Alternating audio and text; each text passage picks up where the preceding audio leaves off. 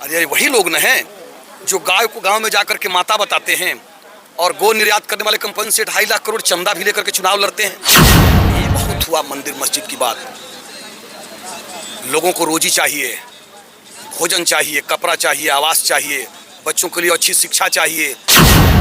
लोकसभा चुनाव की सरगर्मी में इस समय महाराजगंज लोकसभा क्षेत्र में हम लोग पहुंचे हुए हैं मानिक चंद्र राय के आवास पे, जहां पे कांग्रेस प्रत्याशी आकाश कुमार जी आने वाले हैं। और यहां पर देख सकते हैं जनता की पूरी भीड़ लगी हुई है। उनके इंतजार में खाने पीने की भी यहां पर व्यवस्था किया गया है और यहां पर बुजुर्ग दल भी बैठा हुआ है। आखिर कांग्रेस प्रत्याशी आकाश सिंह के बारे में यहाँ की जनता क्या कहती है, ये जानने की कोशिश करते हैं। आकाश कुमार सिंह यहाँ से चुनाव जीत गए हैं, इंडिया गठबंधन प्रत्याशी हैं। हम सभी लोग, राजद के लोग, कम्युनिस्ट के लोग, माले के लोग, कांग्रेस के लोग, सभी लोग एकजुट होकर के पूरे मजबूती के साथ हम लोग आकाश जी के पक्ष में खड़े हैं और भारी मतों के अंतर से वो यहाँ के भाजपा प्रत्याशी को वो शिकस्त देंगे। भाजपा प्रत्याशी में वैसे भाजपा पूरा पैर से लेकर सर तक जोर लगा चुकी है अपने कैंडिडेट को जिताने के लिए हर जगहों से। क्या कहना चाहते हैं? अरे ये जो प्रत्याशी हम लोग के आए हुए हैं ना, इनका नाम आकाश है। आकाश नाम है और विकास तो करवे करेंगे। और साथ ही यहाँ महाराजगंज में प्रधानमंत्री को भी सड़क पर लाने का काम कर दिया है। आपको पता होगा गुड़िया कोठी में आने वाले हैं प्रधानमंत्री। वैसे मोदी के नाम पर हर जनता भाग रही है उनके पीछे। मोदी के नाम पे बकचोदी के अलावा और कुछ नहीं है। मोदी नहीं, बकचोदी हो गया है। सभी वर्ग के लोग, सभी धर्म के लोग और सभी दल के लोग हमारे प्रत्याशी आकाश बाबू को जिताने के लिए संकल्पित है और कार्यकर्ता भी सब संकल्पित है।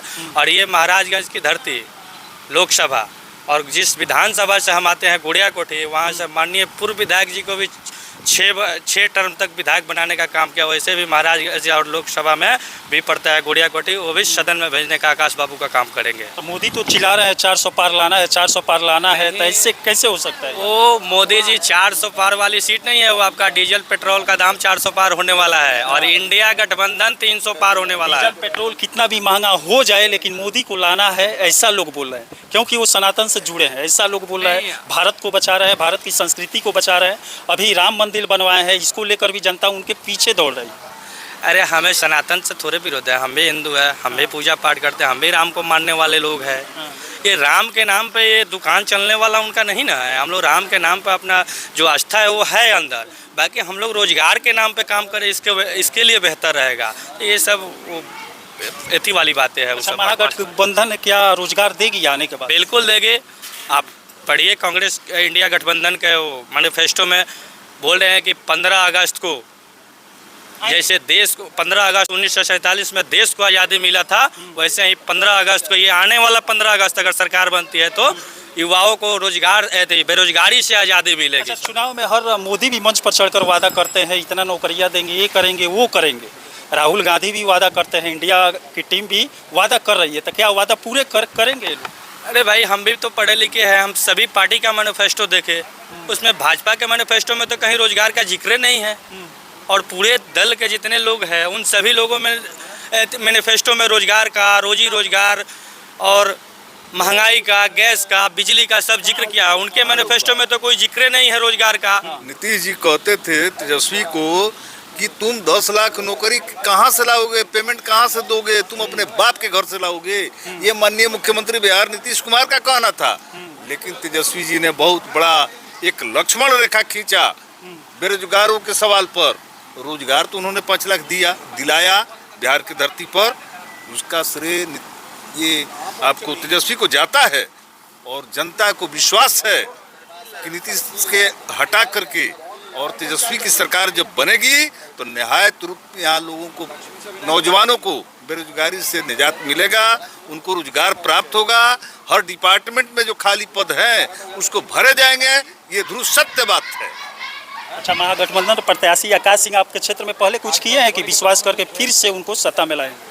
आकाश सिंह तो पहली बार आए हैं। हाँ, मतलब वैसा विश्वास है, ऐसा काम किए हैं जनता के लिए, तभी तो विश्वास जुड़ा होगा, तभी तो उनके लिए आप मोदी बनारस से लड़े पहली बार, तो क्या विश्वास जुड़ा हुआ था? क्या नहीं ना जुड़ा था। लड़े, जीते तो काम किए।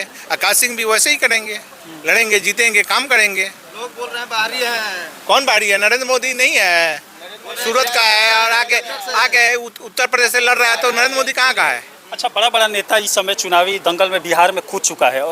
अदर स्टेट के भी लोग आ रहे हैं।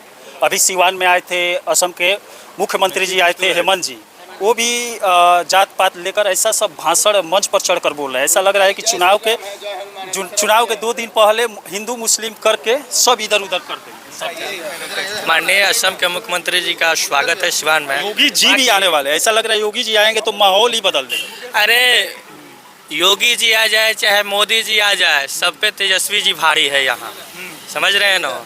ये तेजस्वी मॉडल जो है ना, ये देश नहीं विदेश में इसकी चर्चा हो रही है। तो इसलिए ये योगी जी का, मोदी जी आओ, असम के मुख्यमंत्री जी के बोल रहे हैं, उनका हम सम्मान करते हैं।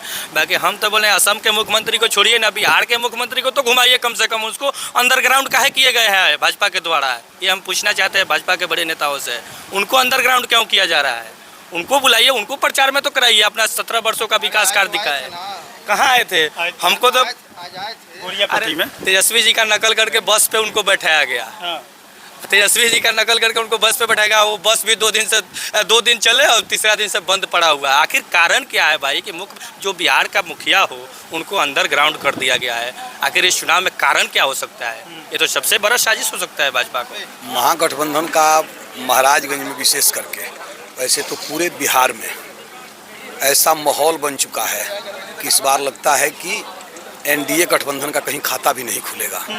वो तो बोल रही है 40 का 40 लाएंगे, कहीं बाई चांस 1-2 सीट हाथ से निकल जाए, लेकिन 40 का 40 लाने वो का तो बोले हिंगे ना, लेकिन पूरे प्रदेश में जो माहौल बना हुआ है, एक तरफ पूंजीपति लोग हैं और दूसरे तरफ ये लड़ाई जो महाराजगंज की लड़ाई आप बोल रहे हैं, चाहे बिहार की, ये कोई नेता नहीं लड़ रहा है। अब यहाँ की जनता लड़ रही है, यहाँ का बेरोजगार युवा लड़ रहा है, जो 2014 में प्रत्येक कार्यक्रम में खड़ा होकर के चिल्लाता था मोदी मोदी मोदी।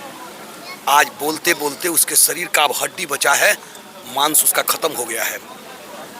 एक बूढ़ा बाप घर में कमाने वाला शाम को जब घर लौटता है तो देखता है कि घर में 4 जवान बेटे पीएचडी की डिग्री लेकर, एमए की डिग्री लेकर, एमबीए की डिग्री लेकर घर में पड़े हैं और मेरी कमाई की रोटी तोड़ रहे हैं।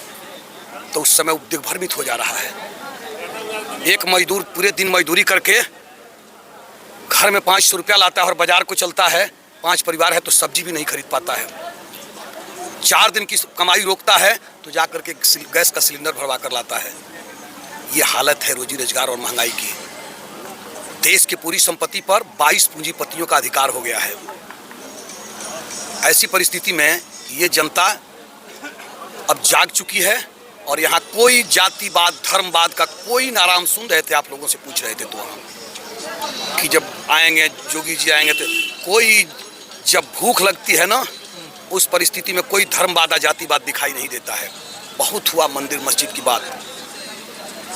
लोगों को रोजी चाहिए, भोजन चाहिए, कपड़ा चाहिए, आवास चाहिए, बच्चों के लिए अच्छी शिक्षा चाहिए, रोगी के लिए दवाई चाहिए। कांग्रेस देगी, महागठबंधन देगी।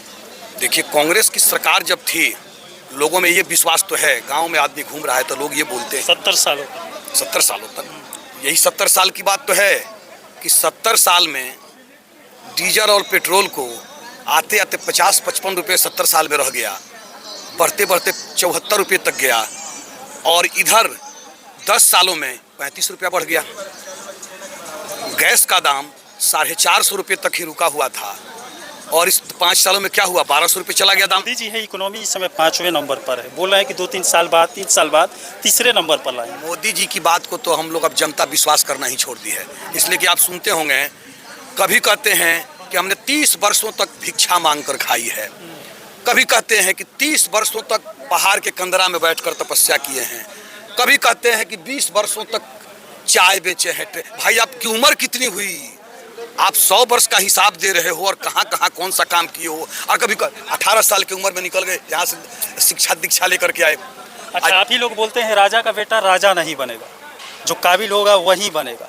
तो राहुल जी तो राजा के बेटे हैं, फिर उनको लाना चाहते हैं आप लोग? आप फिर गलत बोल गए।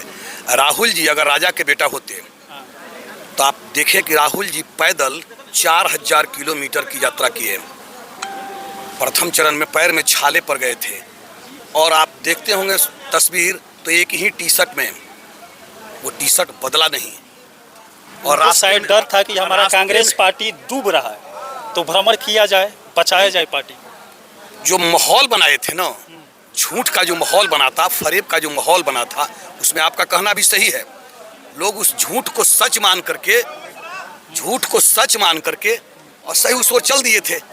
लेकिन देहात में कहावत है ना कि काठ की हांडी दोबारा आग पे नहीं चढ़ती है। अब सारी कलई खुल गई। अरे वही लोग न हैं जो गाय को गांव में जाकर के माता बताते हैं और गो निर्यात करने वाले कंपनी से 2.5 लाख करोड़ चंदा भी लेकर के चुनाव लड़ते हैं। एक तो इलेक्टोरल बॉन्ड में जो सामने आया है उससे तो सारी कलई उनकी खुल गई है। लेकिन कुछ अंधभक्त हैं, उससे अगर इस इलेक्टोरल बॉन्ड में भी अगर कुछ खामी नहीं दिखाई दे रही है तो उनके लिए तो कुछ कहना गलत है, उनको कुछ नहीं कहा जा सकता। चलिए, आपकी क्या राय है कमेंट बॉक्स में जरूर लिखिएगा। चलिए, इसी के साथ में मनिंदर सिंह, दबंग 24 से धन्यवाद।